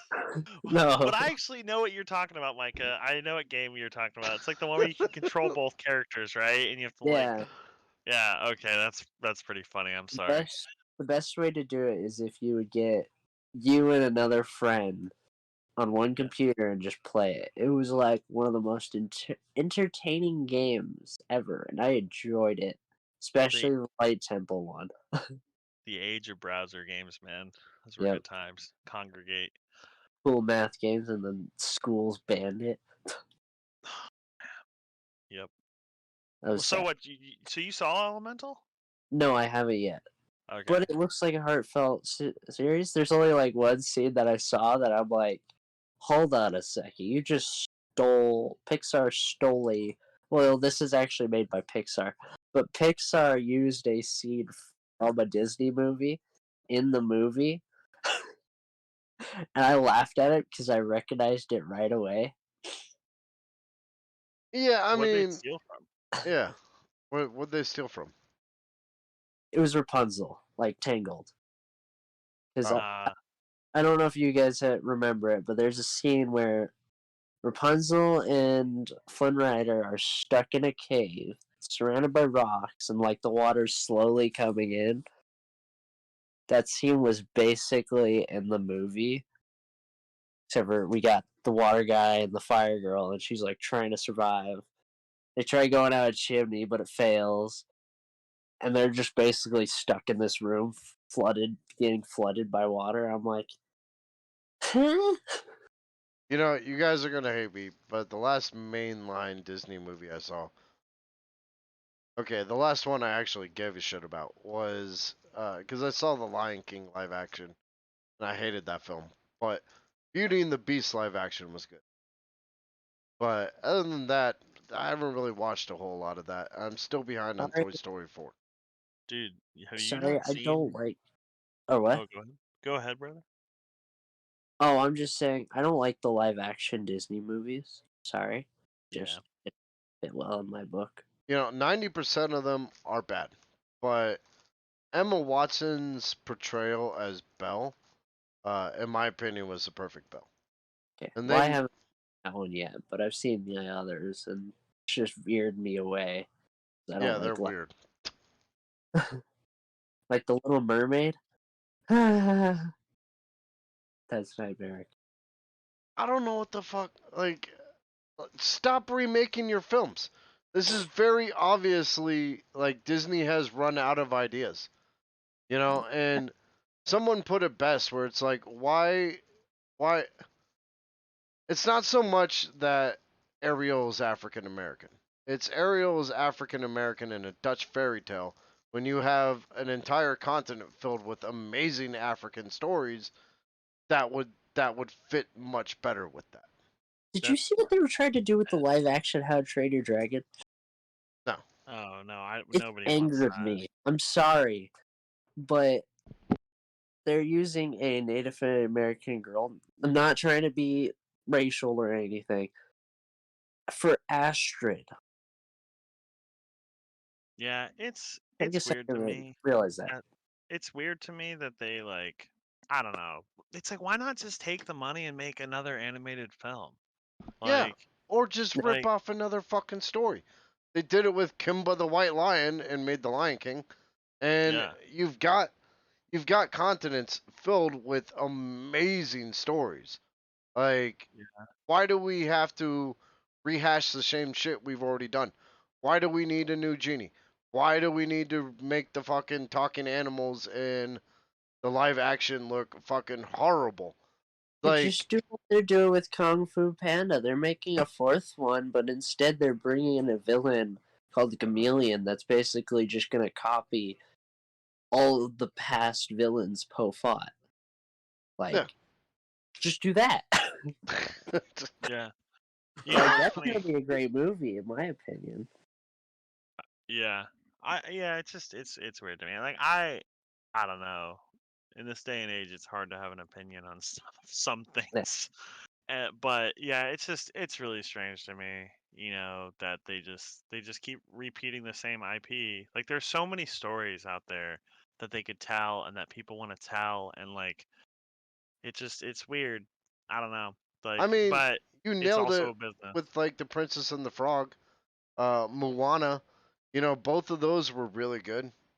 Yeah. Why are you casting a white chick as Moana? You should be looking at the Hawaiian native population. I'm like, God, I want to fucking just wrangle all of them. Nobody at Disney knows what the fuck they're doing nowadays. Really, no, they don't. Yeah. Wait, so, I agree. Kenny, just a random question. You haven't seen Tangled? No. I am I now have. disappointed in you. That's like the best Disney princess movie, but the only reason is because Flynn Rider. He's Yeah. Okay. Actually, allow me to digress. I saw Frozen and I loved it. I loved Frozen for one very simple reason. And yeah, the songs are catchy, but it's at the end when she turns to stone and it's not the beloved guy that brings her back, but her own sister. I was like, you're right. That is a bond that's far deeper than some bullshit Disney fairy tale that they've been trying to shove down our throats for the past 20 years. That is well, the yeah, person that should have brought her back from the brink of it's death. also the same with Tangled. If you think about it, it's normally you've got the princess and the prince. This movie, you've got the princess and the thief who literally robbed the castle of the crown. And this princess is trapped in a tower because this old lady, and this thief just runs into her and he's like, shoot, I need this crown. And she has the crown. And he's like, great, I have to take her these lanterns, do whatever she wants me to do. Well, millions of people are chasing me, wanting me dead. Okay, hold on. Hold on. Are you spoiling Tangled Is it Yeah. is the does the song go one jump ahead of the streetlight, one swing ahead of the sword. I steal only what I can afford. And that's everything. I Cause don't that's know. fucking Aladdin, dude. Oh no, that's not. No, this one is different in my opinion. Cause Oh, like it's a different thief and a different princess. no, what no, there's no. He Flynn Rider, his character is like different from Aladdin because he turns around and angers everyone. Like he robbed the castle with these two other guys, and then he's like yanks the crown from them. He's like, "Sorry, not my fault, and runs away. Getting these two other guys captured. And you're also stuck with a horse who absolutely hates him. Okay. I I'm not Pretty I'm not interesting, buddy. no. The I'm gonna, past few episodes I've torn apart a film that my nephew loves. I'm gonna let it be. I'm I'm gonna gonna make it so you can see the difference. okay. I'm gonna walk away. So I'm Uh excited about the next one. So has Secret Invasion out? Yes, the first episode actually came out yesterday. Is it good? Yes, I actually enjoyed it. The way that it okay. The only reason I actually added this to it is so I can get this off the book first before Kenny goes and watches it and completely, absolutely hates it. It yeah. doesn't follow the comics. I'm That not I'm probably not gonna hate Secret Invasion. I love Nick Fury. I love Samuel L. Jackson. okay. Well, they they didn't follow the comics at all. They don't plan on following the comics. It's just mainly going to be a story between Nick Fury and Talos. That's their goal. Honestly, not following the comics has been the MCU's greatest strength so far. Yeah. That's kind of that's what they actually wanted for Secret Invasion was they're like, yeah, no, we're not going to follow the comics. Instead, we're going to build upon the relationship between Talos, the Skrull from Captain Marvel that Nick Fury met, and Nick Fury, which I actually enjoyed it so far because they look like they could have like a friendship like Captain America and Iron Man. You know, I've actually had the kind of turnaround when it comes to movies. Because I've gotten to a point where I just like almost hate every single one of them. So I've I've I've decided that I'm gonna watch it and judge it on its own merits based off my opinions, rather than read reviews for it and decide um knowing going in what it's gonna be. You know, so if I mean I'm not gonna like sit down and watch She-Hulk. There's Yeah, nobody no, on the planet that's gonna force me to do that. I wasted my time watching that. I absolutely hated it. Like, Yo, bro, that ugh. zonk though. I mean, what are you talking about, bro? No, it was fucking awful. No, Well, I'm the not other even. Hulk that they created, and then she was like, "What is this?" And broke the fourth wall, and then made the Kevin like the full out like robot. Yeah. Yeah. That You have an unfunny Deadpool. I'm yeah, fantastic. I'm not gonna watch it. And, yeah, that was just. I don't know. it's literally. It's Or it's sorry, just what? no. It's just it's crazy. Just what they decide to fund, but that's Disney. And also, we had this conversation 2 nights ago. This show is just drama about a girl experiencing anger issues. It's literally all it is. Yeah, I mean that's essentially that is the comic of She-Hulk, and so it's just like her having superpowers, but also wanting to just be a normal lawyer, but realizing, oh, that she's not going to be able to, and that life is going to be quirky, and so it's just like I don't know, it's whatever. What I've No, seen from She-Hulk, it looks like the type of show that has one foot in the pool and one foot out. It wants to be in the deep end, but it doesn't have the balls to jump into it. And at the same time, it's trying to play it safe, but it has no faith in itself, so it stacks it full of fucking cameos. Yep. the only thing that was actually good was Daredevil, but then he kind of came in and then had sex with She-Hulk. Uh, Yeah. and then like at the very end of the series, again, she actually told Kevin was like, "Hey, can I actually have sex with Daredevil again?" What the And fuck? then you actually see Daredevil walking away without like without his shoes on. and like his full out suit, and like a neighbor's just wandering along, like staring at him. He's like, "Hi, yeah, don't question, And yeah." kids, that's how the Jolly Green Giant was born.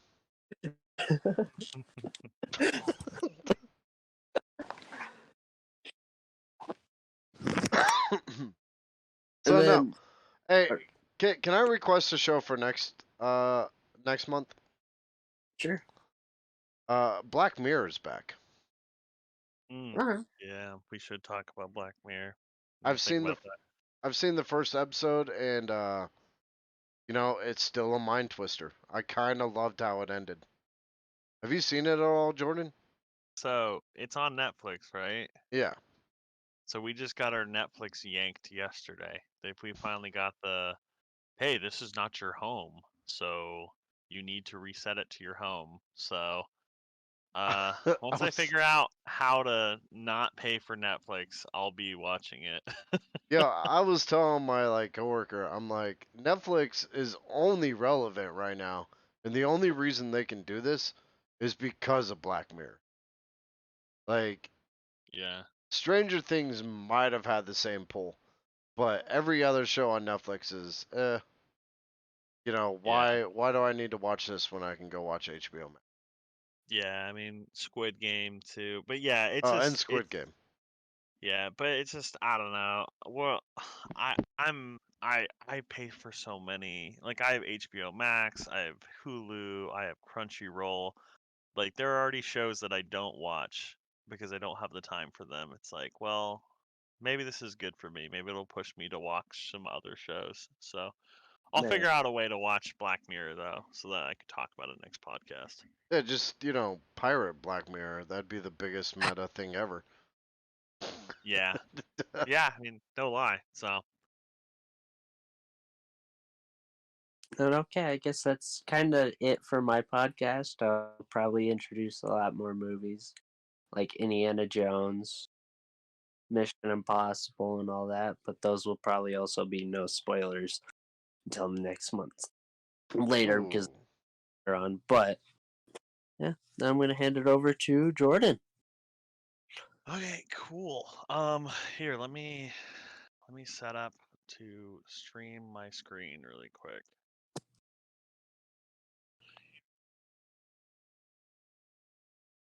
Uh, There we bam. go, guys. This is professionalism at its finest. Oh, I did not go as deep this time. Can you guys see?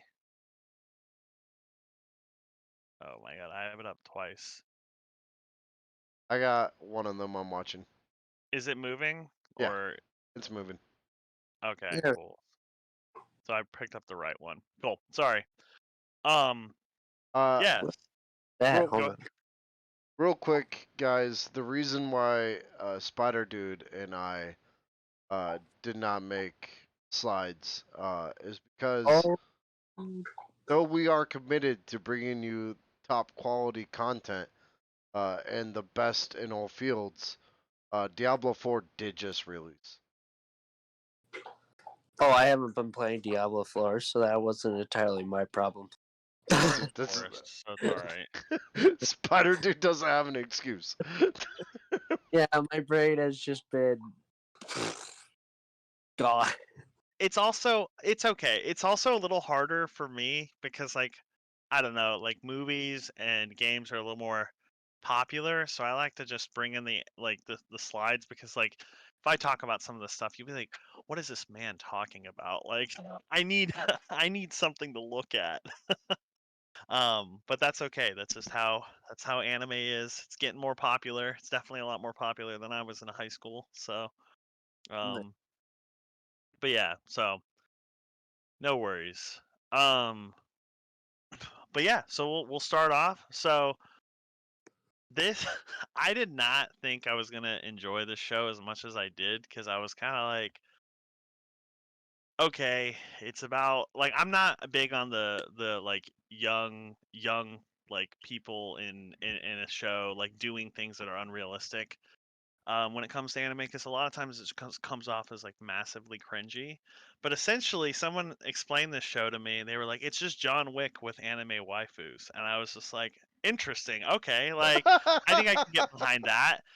And dude, it's so good. Like it's also an original. Like the comic is that it's like the anime came first, so it's like one of the few shows that I'm like, oh wow, like because I started looking at the manga because I was like, oh, I'll read the manga because I can get further, and it. I was like, oh, it's original. Like they're actually making comic books based off the show now.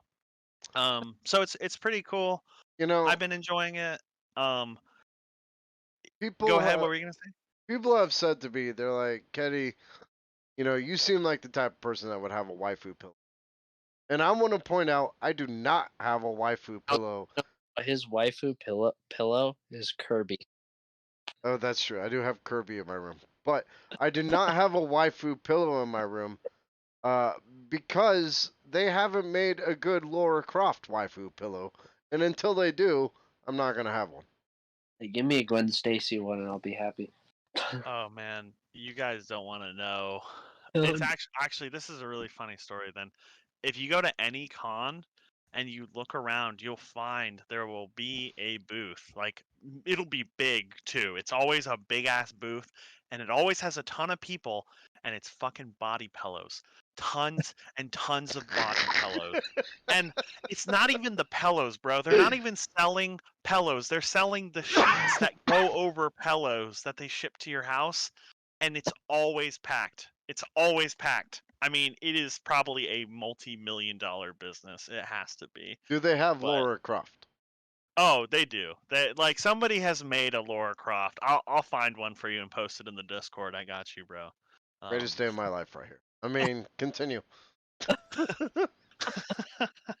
But no, this Lycoris Recoil is great. It's about so Japan has a super low crime rate, and what they basically say is it's super low because there's a secret organization of orphan girls that they essentially use to like take out bad guys. And so the show follows just two characters. This girl right here, she ends up like blown like a. I won't ruin the show too much. It happens like the first 10 minutes, but essentially she gets kicked off of like the Lycora squad that she was on because she made a decision that her like uppers didn't agree with, and she ends up getting kicked off and assigned to work with this girl who's like Chisada, who's like a way older. Like she was a Lycoris for like 10 years, and then she started doing like private contracting. And so the Takina ends up working with her, and it's really good. Like the animation is solid, the shooting is really fun.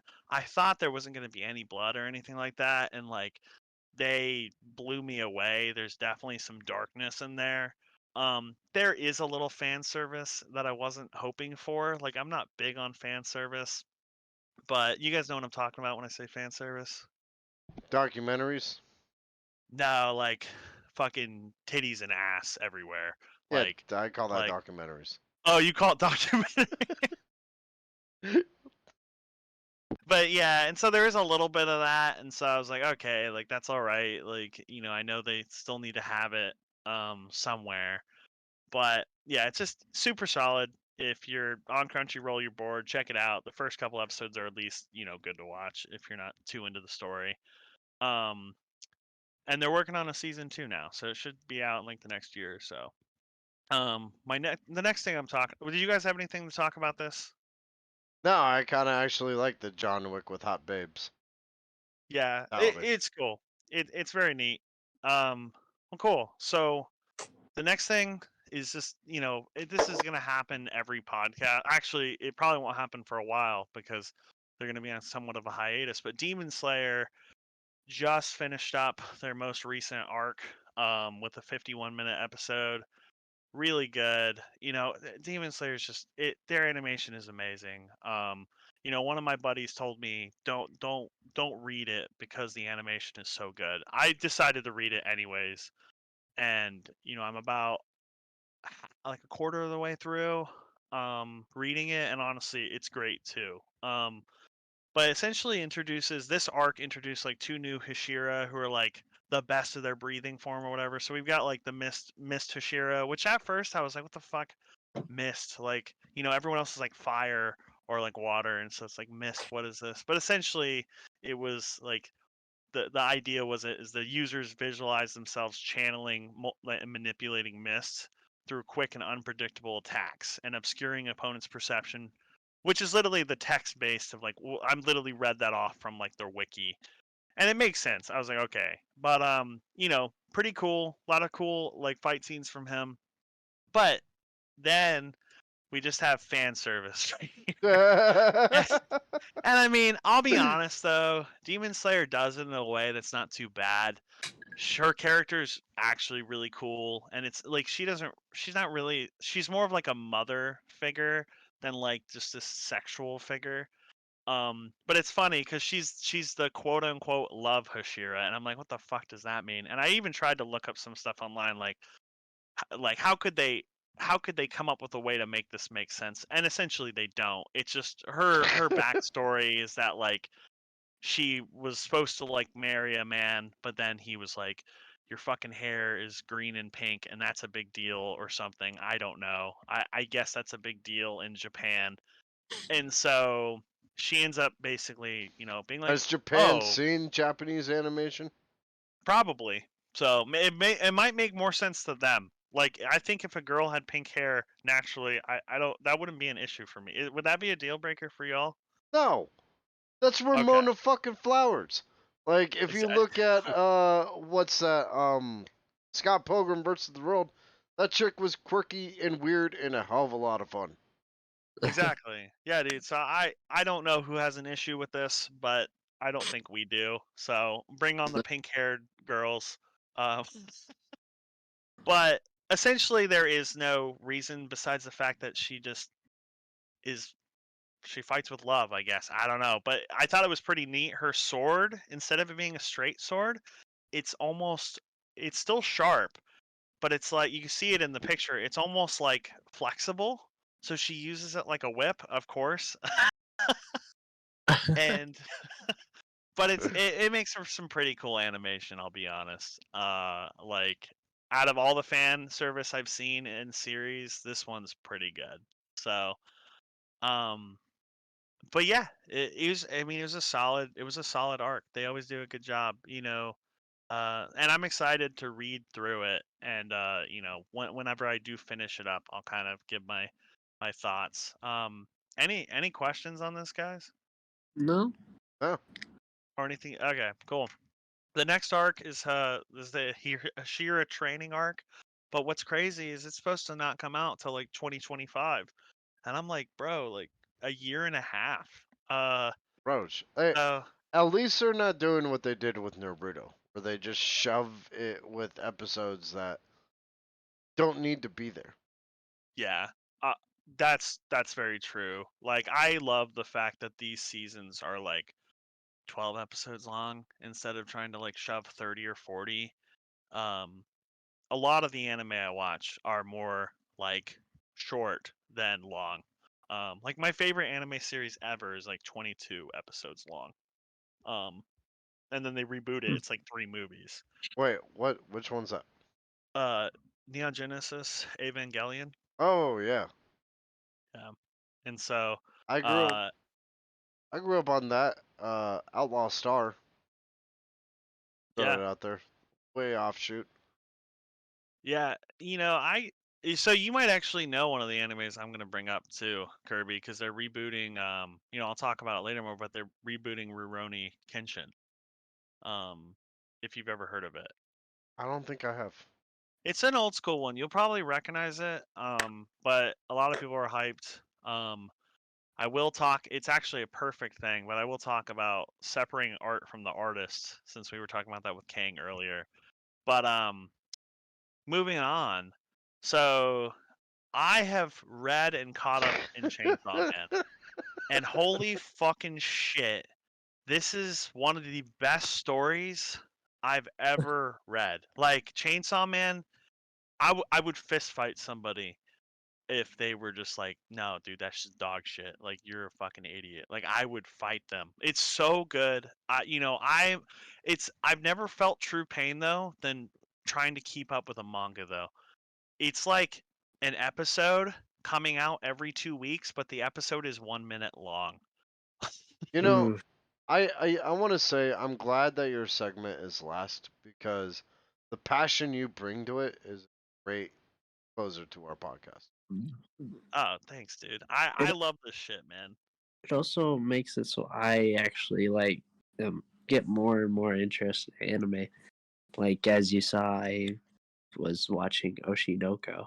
Yeah, I actually was gonna ask you, what did you think about Oshinoko? I haven't watched it yet. I haven't watched it in a while, but I did enjoy the first episode and how it ended. And then, like, I have a coworker who kind of explains it. I'm like, oh my gosh, I can't wait for this. So, Yeah, that's on my list to watch for sure because it supposedly kind of like breaks the mold, which is cool. But yeah. yeah, no, I mean, I'm glad. More people watching anime is awesome. There's so many great stories, as I was saying, and they like really don't rinse repeat shit. It's pretty nice. But yeah, man. So Chainsaw Man, it's just like read it. It's so good. I mean, watch the show first if you want. Like it's the same, but like once that ends, it's only like up to 30 chapters. There's 132, and they're still coming out with new chapters. And just it's amazing. And I was gonna talk about it a little bit, but honestly, I'll wait because mentioning anything will spoil it.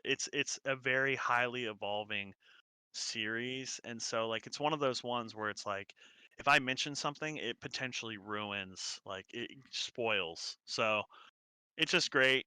Um, Well, the one thing yeah, I enjoy about you always, because one thing with every single podcast is like you actually explain the evolution of Chainsaw Man, and because like most of the podcast, Chainsaw Man is there, and like it started out like, yeah, this is just a good show. I started watching that. You're like, best show ever. Go on, No, yeah, do it. you bring anime to people that don't understand anime, and you do it in a great way. Yeah. thank you. Um, One thing I'll say about the newer chapters is there's a character, and this just kind of sheds light on the uniqueness of the series. Her contract allows her to change things into weapons, and the more sentimental value she has to that thing or person, the stronger it is. Or person. Um, yes, she is able to take people and change their spinal cords into swords. I am not befriending and or dating this chick. Yeah, and so it's really good. And like so like the creator is just really creative. It keeps you on your feet, and it's just funny because Denji says dumbass shit because he literally grew up in a shed. And like in the last one, he said something along the line of like, I'll do whatever it takes. I'll eat that man's ass. Like he literally said that. Like that was text. And it's just because he's like a degenerate. I don't know. It's fresh, man. I love it. It's just unique. Um do you guys have anything on it? No, but I'm No, adding to my list. That's all I'm gonna do. yeah, you have Yeah. literally hyped Chainsaw Man so much that I'm like, I might have to check this out. Dude, so I got you guys. You can read it for $3 a month, all of Shonen Jump on the phone app. Oh, So, like, and honestly, I like reading it that way. I mean, I like reading it physically more, but it would be really tough. It's kind of weird to read new manga coming out because you have to like literally buy the Shonen Jump, and then you have to like you can read all the others. But I like reading it on the app. It kind of takes care of stuff for you. You don't have to like go to a sketchy website, ads popping up everywhere. So I'll send that to you. But yeah, well money well worth, and also Demon Slayer's on there. So you're paying $3 a month, but you get like 100 other series too. I mean, and even old stuff like Claymore. And so yeah, man, I'll yeah, send that over. Um, please do. so the next anime I'm talking about is Hell's Paradise. Now, at first, I really wasn't getting into it. I was kind of like, this does seem, I don't know, I wasn't super fascinated with it. I kind of just felt like this just seems like their rinse repeat, feudal Japan kind of anime. They're talking about ninjutsu, they're talking about powers, whatever. I'm not gonna lie, based off the picture alone, I feel like I've seen every single one of those characters Yeah, except for animes. exactly. Yeah. Exactly. Like it does not at on paper it really doesn't look too unique, and I was not very flattered with it, but I just kept kind of moving through it because one of my buddies told me that he really liked it. And essentially it follows around these two, and the premise of the story is that there's this island where the elixir of life lives on it, right? That's the rumor. And so essentially the dynasty leader at that time rounded up a bunch of like 30 criminals, 30 of the like the worst criminals, and pushes them to this island to, hey, if you get this life elixir, you'll be pardoned. And they're followed around by their like a samurai who is like extremely so you follow around Gabimaru, who's the guy on the left, and then his like chaperone is the girl on the right. Sagiri, I think, is her name. Like they don't say their names a lot, so it's actually funny. Like I'll be like, I don't know this person's name. I had to like look them up before this. And Um, that island later became Australia. you said Australian? Yeah. Oh yeah, the island is. Yeah, well, and so the island is fucked up. Like it's full of insects, full of like, crazy shit going on. And so it gets better. It's 100% an adult animation though. Yeah, so you can't And watch it, Micah. yeah, Micah, you're gonna have to wait a couple years. Oh, Oh, too young. No, but like they deliver blood. It's fucked up. A lot of the criminals are like they have charges of like real criminals, not like, oh, this guy just killed a bunch of people, but like sick shit, right? And it's pretty good. And then also, that's not what you think it is. I'm watching Um this. What's it called? What's it on? I'm watching it right now. Hell's Paradise on Crunchyroll. So that's not what you think it is. This character, her ability, I'm doing air quotes, is that she can drink a liquid and then she's able to excrete it from her skin and use it as like weapons. But we all know what this actually looks like, right? And this yeah. is not an edited photo. Like this is straight from the show, and everyone was memeing on it. But yeah, so it's pretty funny. This is definitely not your like show your young child anime. Yeah, this is Bella Delphine as a anime character. I'm in. Yeah. Um but and also there's some themes in it too that I'm kind of enjoying because it's about these like the people that are on the island are like immortal beings. And so they kind of transcend like normal thoughts, but like like there's some sick stuff. It's pretty good. But yeah, and then my last thing that did you guys wanted to talk about this at all or anything about Hell's Paradise at all? No, but I'm definitely watching it now. Okay, I got you. Micah, I'm gonna have to close my door and just lock it for about a couple hours. See, Fun. so I forgot to mention it, but essentially they're about to the 12th episode comes out tomorrow night, and it's a 13 episode season. So once again, short shows, quality, not a bunch of fucking filler and stuff. Um, Well, it depends lastly, on what you call filler. yeah, I apologize for bringing that about. I should have probably just left it out, but it's good to inform people anyways. Though, like there are probably a lot of people who will not be watching this because of it. So, and that's okay. I think that's a good thing. People have freedom of choice. So yeah, but thanks for letting me educate y'all on some anime, guys. Next podcast we're gonna be doing a lot of with Spiderverse, so it'll be fun. I think the next podcast is going to be a blast because we got Diablo 4 in my corner. We got Spider-Verse and Micah's, and then whatever you bring to the table as well. Yeah, I'm hyped. And yes, apologize about the long political discussion. Maybe we can get that cut out for like the podcast portion and leave it for the uncut Yeah. version on YouTube. Yeah, that'd probably be good.